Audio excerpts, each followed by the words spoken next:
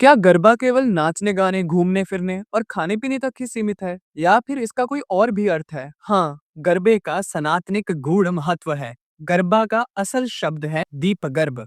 इस उत्सव के दौरान एक मिट्टी के कलश में दीप को प्रज्वलित किया जाता है। उसी के आसपास नृत्य किया जाता है। अब वो मिट्टी का कलश प्रतीक है मनुष्य का और उसके अंदर प्रज्वलित दीप प्रतीक है जीवन का।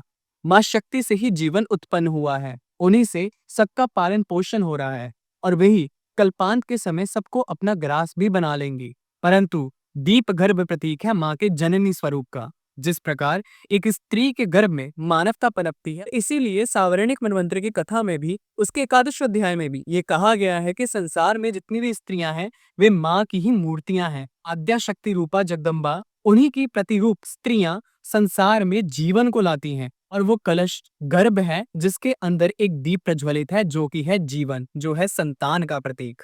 और माँ आदि शक्ति के नवदुर्गा स्वरूप भी इसी बात का प्रतीक है कि माँ ने प्रथम स्वरूप में अवतार लिया और ज्ञान को अर्जित किया।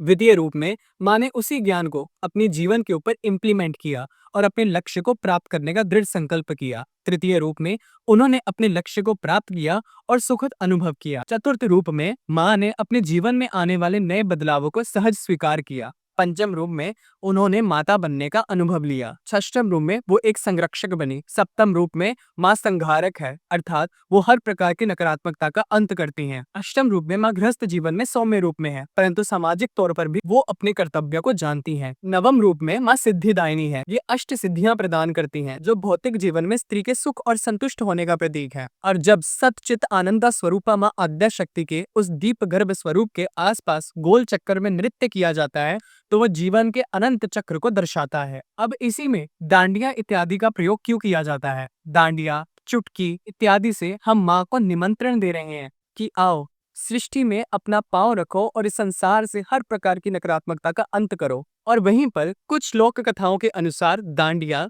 आत्मा और परमात्मा के मिलन का प्रतीक है।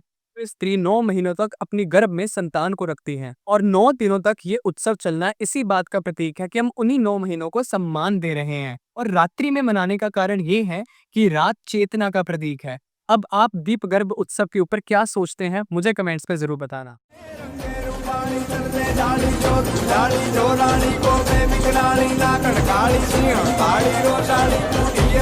को